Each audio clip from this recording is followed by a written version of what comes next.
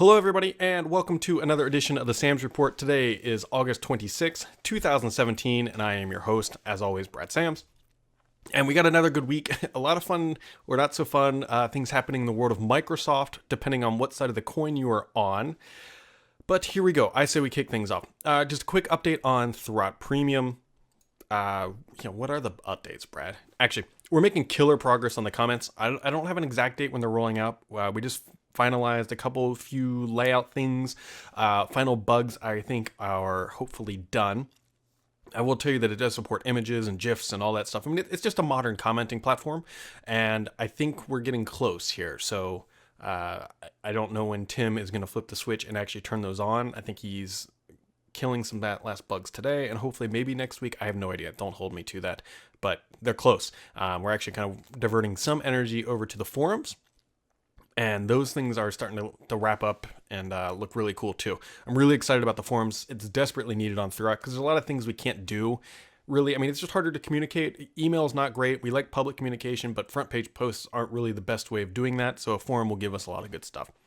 That's what's going on in Thurrott Premium. Definitely check out the Level Up competition if you have not. We've given away 4 controllers this week. We gave away 5 every other week, and people are winning them. So definitely do it.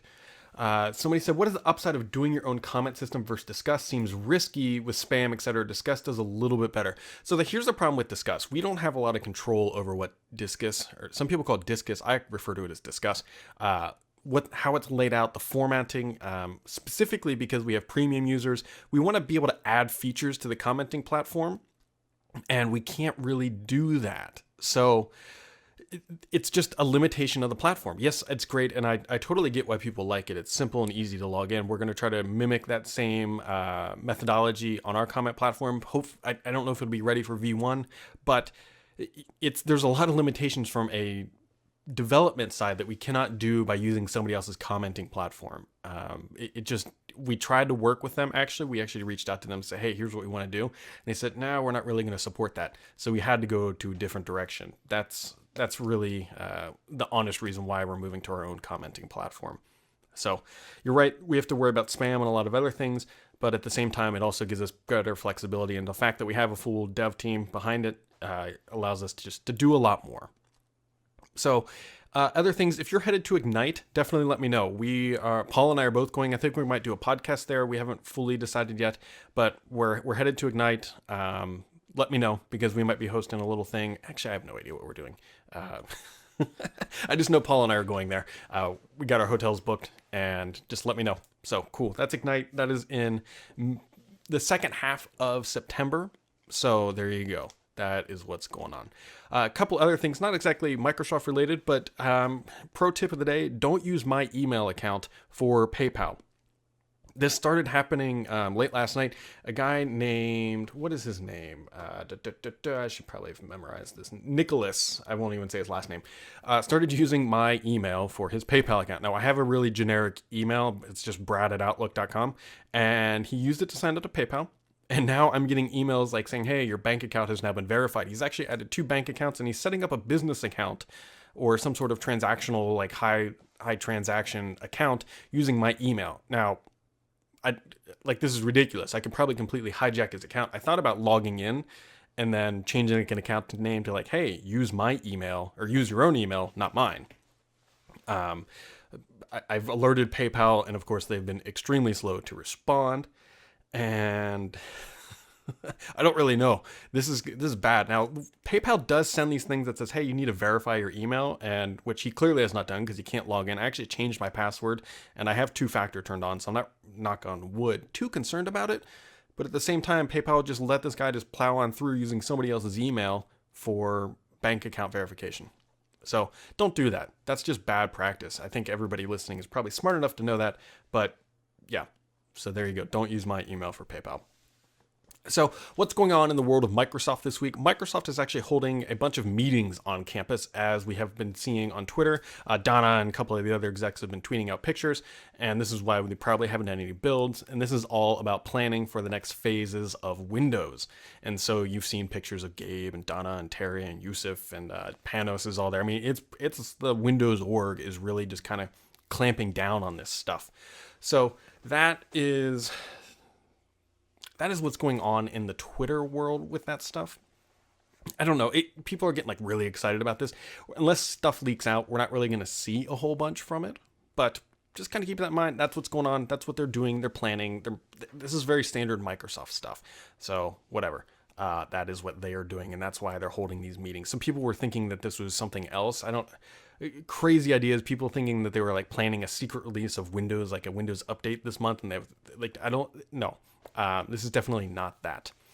So just wanted to clear that out. What Microsoft did do this week is Microsoft acquired Geni, which is a smarter way to schedule meetings. It sounds incredibly boring, but what it does is it's kind of like an AI. Well, it's not kind of, it is. It's using artificial intelligence to help make the planning process for meetings less terrible. And what it does is you copy Geni on an email invite. And this works really well with people outside of your company. And this is how it works. So if I'm Microsoft and you're, I don't know, let's just say Google, and I'm emailing you for a meeting, I copy Geni on it, and Geni can look at my own calendar and knows the availability, and then can coordinate with that outside party to schedule a meeting time based on my availability. So it makes it so that you no longer really have to just play that back and forth game of, okay, when are you free? Because you can't see their calendar and they can't see yours. So Geni kind of takes over that middle ground and locks in a time and does it. So Microsoft bought this company. It'll be coming to Office 365. They did not say when, but I would imagine because this is already a live product, I believe the company was founded in 2014, that it should be relatively quick transition.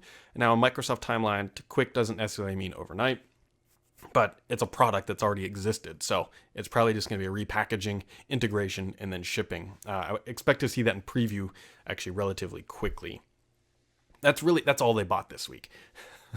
There's been some weeks where they bought a lot of companies, but no, this is a relatively quick one.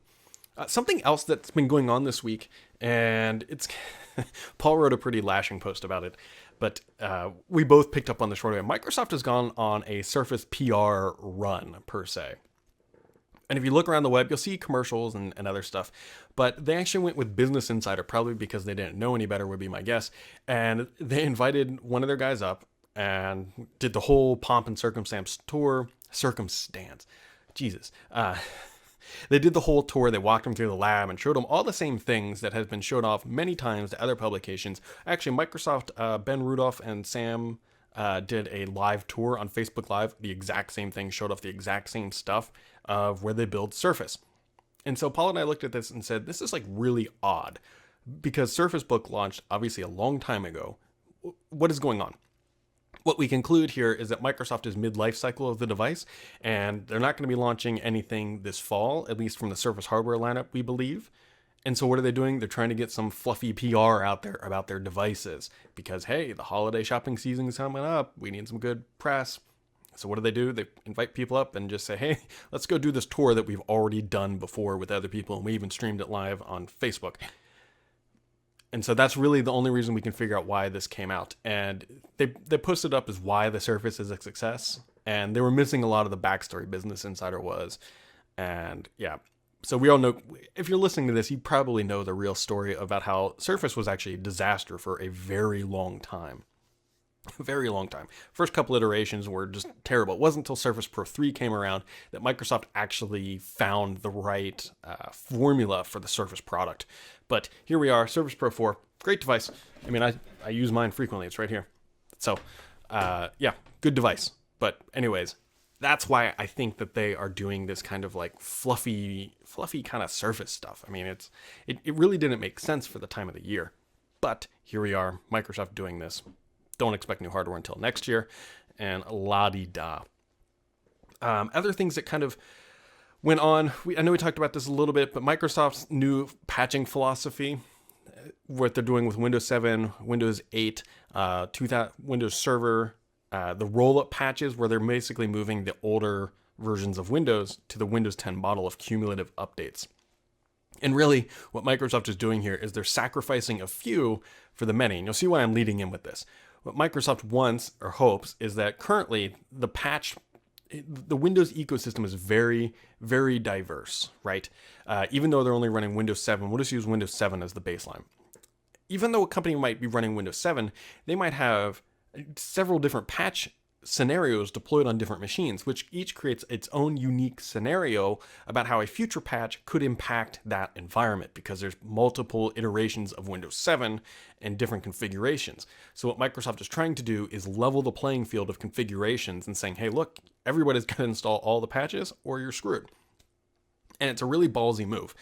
Their intent here is that by having a level playing field of all the patches, it'll be easier to test new patches so that when they get released, they don't break things. That's the goal.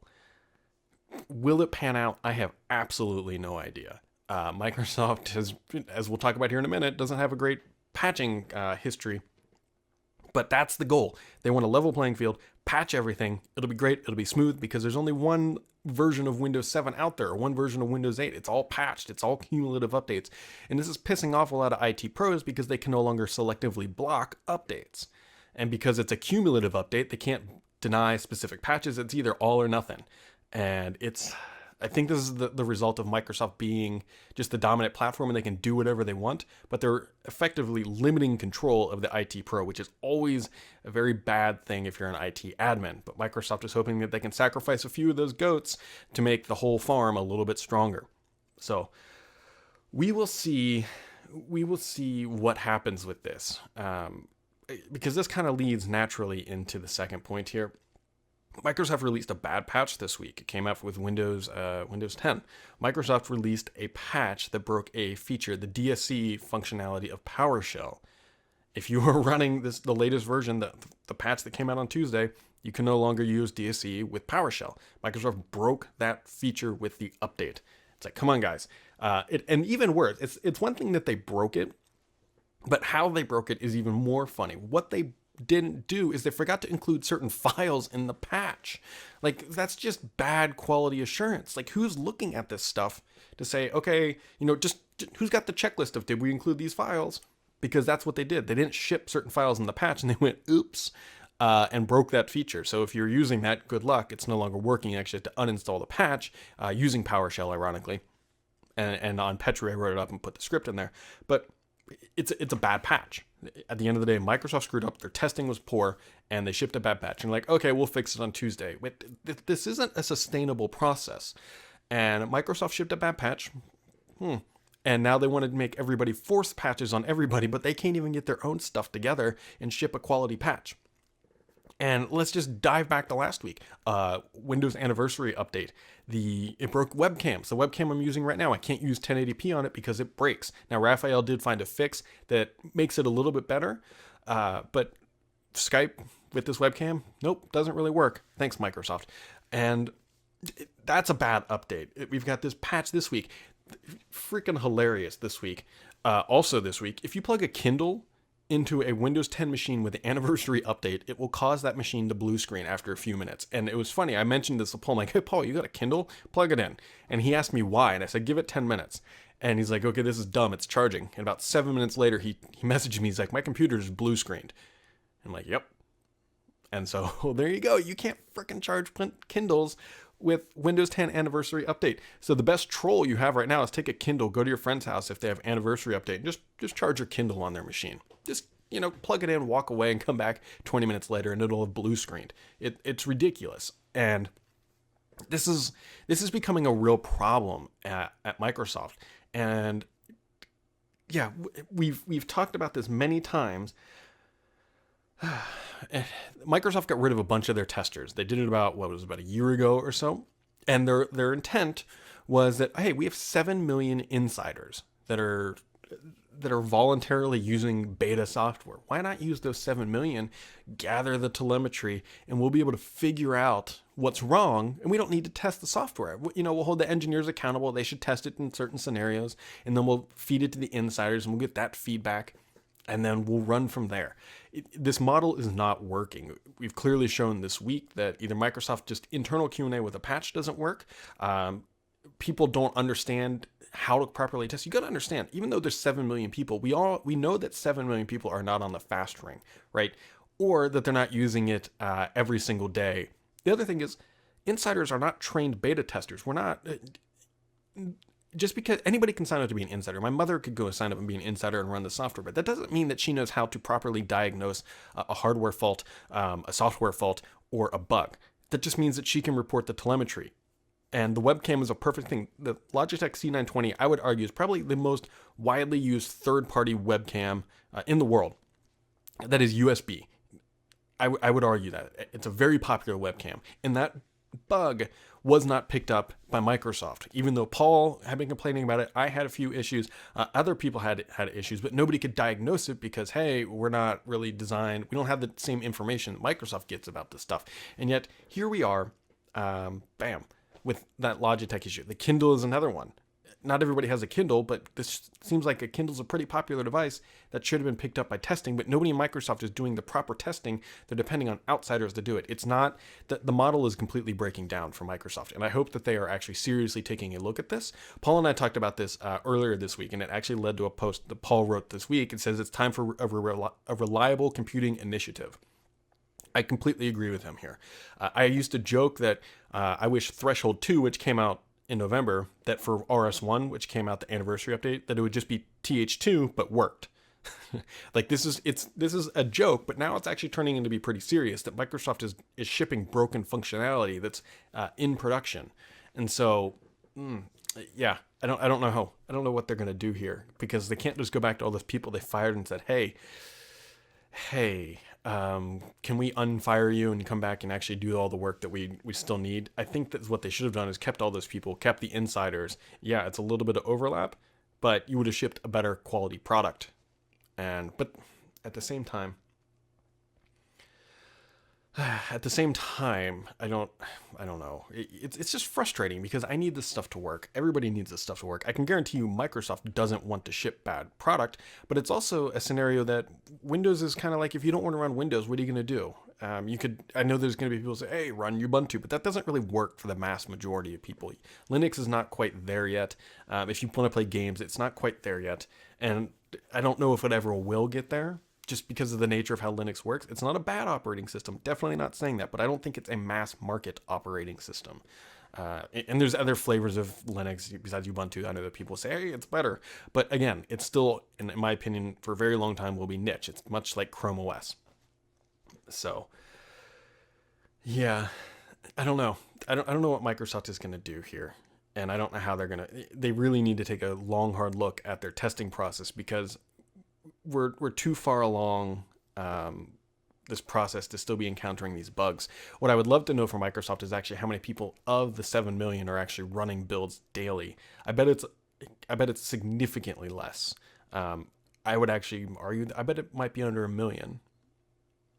I vaguely recall Gabe saying only 10% of people, and this was many, many months ago, might even more than a year, was around 10% were in the fast ring. Most were in the slow ring.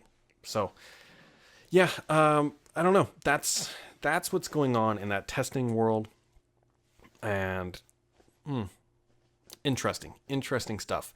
Be on the lookout. Be on the lookout for any changes you see. I don't want to start a rumor here, but I'm hearing that there might be some changes in the Windows org coming, but I don't have enough on it, and I don't even want to speculate about where this is headed. But I received a tip, we'll just call it that there might be some changes coming to the Windows org. And it actually kind of makes some sense if you think about it. Terry has consolidated a lot of groups underneath the Windows org. He really has. And so I don't know whether these changes are going to impact and how they're going to do, but just be on the lookout maybe this fall if things materialize in the way that they do. So that is the bug fix stuff, man. It's gnarly. And if they keep doing this is the problem. This is really the problem. They're going to lose consumer confidence in patching. And then they want everyone to go into this roll-up model, but we can't trust the patches that are coming out because it's like, okay, I'm going to install this because I have nothing else I can do, and yet it breaks. Which leads me to another thing. Some information came out this week about Windows 10 fragmentation. Yeah, where's my mouse? Did my battery actually die? Oh no, it's way over there. Some people started questioning about Windows 10 fragmentation. Is this an issue? And so actually a duplex came out with some information that says 77.2% of people are running Windows 10 version 15.11, which is the November update. 6.1% are running vanilla Windows 10. And then let's see, 16.2% are on version 1607, and about 0.5% are running Windows 10 RS2, or also known as the Insider. So let's think about this. People were questioning this, hey, is this fragmentation going to be the next Android? And no, it's not. It doesn't work in the same way. Let's think about this. So Microsoft is committed to supporting the current branch, which is 1607. And we know that there's a lot of people in 1511. So you have two options. One, the people in 1511, we're going to take the consumer scenario, will eventually be forced into the anniversary update, right? They'll get the update, they can't block it, and they will update. So all those people will move as Microsoft does it, which means they are supported. If you are on 1511 and you start blocking updates, then you will not be getting updates regardless, and you're no longer supported. So that fragmentation model doesn't really apply to Windows 10. People are saying Windows 10 is the next Android. It's not going to work like that. And then, of course, there's long-term servicing branch for Enterprise, which is just on vanilla Windows 10, and they will get patches as well. So the fragmentation argument that Windows 10 will end up in that route just doesn't make sense. You're either on the latest update in the branch you're in, or you're blocking updates. And if you're blocking updates, you're no longer supported. It doesn't matter. So if you're blocking updates, you're taking risks into your own hand. And so the fragmentation thing is, So moving away from that, Microsoft actually is upon us on Twitter says, hey, we've heard your feedback about the Surface Pro 3 battery and we're working on a fix. We've already heard this. This is nothing new. Kind of the blogs and stuff went crazy with it. And that's great that they're working on a fix, but how about they announce a release date and hold their feet to the fire, because people who have a Surface Pro 3 are being completely screwed over right now. They don't have a laptop. They have a desktop with a very small desktop monitor and an okay keyboard. So, yeah, I guess, I don't know. Like the Surface Pro 3 thing is like another thing. Like, where was the software testing on this? And you can't put that on insiders that they're going to be testing that. Microsoft clearly has an issue. Why don't they just roll back? They keep saying they have this fix and they've determined the problem, but here we are. Several weeks, actually, for some people it's been longer, that this problem still exists today. That's the Surface Pro 3 thing. That's what's going on. Again, I don't want to stir up some drama, but this is the second time I'd heard this. I heard this initially when things went down, and I heard it again. And this is why I'm finally actually talking about it. And so I have two independent sources that I know are independent tell me this. So we've heard a lot about Joe B, right? He's gone. He just kind of up and left Microsoft. He said, I'll be back in a year. And it was very odd. And so two different people have now told me that Terry and Joe B got in a huge fight, and that's why he left. And it wasn't some like, I'm just kind of sick of the corporate world. I'm just going to go take a year off. I think there's a lot more to it. And from what I heard is that those two got in a big ruckus, and Joe just kind of like stormed out. And that's it. I honestly don't know if he's coming back. I don't know. I haven't heard anything internally about Joe B, what's going on. But yeah, I know a lot of people like his stage presence, but I don't know if he's come back. He doesn't need to work for the money. He was no longer working anyways. But yeah, so that's the Joe B stuff. I'll be very curious to see. And I bet if he does come back, I bet he's not working in the Terry's org, which then I don't know what group he would be within. Who knows? Other things that just kind of went on in the world of tech this week. Google released Android 7.0, which will be delivered to approximately 0.01% of Android devices. Actually, I don't know if that statistic's correct. Google 7.0 is out, and you can run it. I have it on my Nexus 5X here, and it's great. But the problem, as we all know with Android, is that by the time 7.0 reads any sort of distribution within the Android community, it's going to be many, many, many years from now. So who knows whatever, but that's out. The other thing that leaked this week, which I find hilarious and is probably going to result in somebody going to jail or being in a lot of trouble. So the PS Slim leaked, and it is ugly. You can find pictures of it all over the internet. Just go take a look. But compared the Xbox Slim, Xbox One S to the PS Slim, Xbox One S looks dramatically better. And I'm not just saying that because I generally like Microsoft things better than Sony stuff, but it's really kind of like it fell off the ugly tree and hit a couple branches on the way down. Microsoft did a wonderful job designing the Xbox One S to being modern and blah and whatever, slim, tiny, and all that good stuff. And the PS Slim is just not exactly a pretty looking thing. So that is the PS Slim. Should be announced here in a couple weeks. Lenovo is also going to start preloading Microsoft apps on its smartphones. This shouldn't come as a big surprise. Microsoft and Lenovo announced a couple things this week. I really think this is kind of the beginning, not really the beginning, like the mature platform that Microsoft's taking. They're just getting their apps on everything. They want to have the best mobile apps on all the platforms, and we know this isn't really changing the narrative at all, but that's their strategy in mobile, because we all know the story of Windows 10 mobile. So Lenovo preloading Microsoft apps on their phones. Good for them. Good for Microsoft, I guess. I wonder how much money exchanged hands. So other things that were announced this week, actually not really announced, kind of uncovered. I think Microsoft did officially announce it. Is actually called Microsoft Cache, CACHE, which is a universal internet clipboard is the best way to describe it. It's going to be a universal app, and it's only coming, at least initially, to the iPhone. And so what it is, it's a universal app. You can drag content into it, and boom, it shows up on the other app, on all the other apps. It's really just kind of like this bucket that you put things in, and you can find it other places. So what this sounds a lot like is OneClip, but this is not OneClip. I mean, it's a very similar idea, which is very interesting to me, and I will probably end up using it a lot, but it comes from the Garage team again. And I don't know when it's coming out. Right now, you can go to Thread and search for Cache, and you'll find it, and you'll find the sign up link in the URL. But right now, it's only on, and this happens every time, it's only on iOS and Windows 10. And we know, you already know where this is going. And everyone's like, I have an Android phone. This is terrible. Microsoft's garbage. I've already written about this, why this happens. This is a Garage app. They needed to get an app out as quickly as possible, and so they built it for iOS. That's just it. I imagine if this app takes off to any sort of capacity, that it will be on Android, and I would imagine it's going to come to Windows Phone, especially if they already built it as a universal app, but it was not specifically called out that it worked on the phones. But I would imagine. I signed up as well. Actually, if you go to their website, I believe it's cachebeta@microsoft.com. They actually have a help email address, and I emailed them, and they did respond. And I said, hey, can I get the apps to download? They said, yeah, we'll send it to you when we're ready. But they didn't actually give me a date for when that stuff will be coming out. But it should be here relatively soon. I mean, they've got a proper website up. It looks pretty neat. What I really hope, and I don't see it on their website, what I really want is to be able to click on something, right mouse click on something, and put send to cache. That would actually be super helpful, because what I'm going to use it for, what I use right now is I have a notepad document in OneDrive. And so when I need to transfer something from my desktop to my Nexus or my iPhone or my Windows Phone or whatever, I just go in there, open the Word document, paste in the string of text, and then open that same document up on my mobile device. It works, and it's not great, but it works.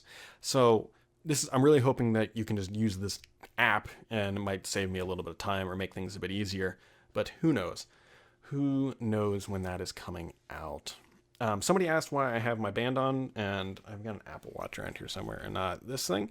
It just depends. Like, if I'm outside, like, the Microsoft Band does much better with exercise. Like, it does much better step count. I've done step counts between the Apple Watch and this guy side by side. The Microsoft Band is much, much, much better for exercise-related activities, and I cut the grass earlier today. And so there you go.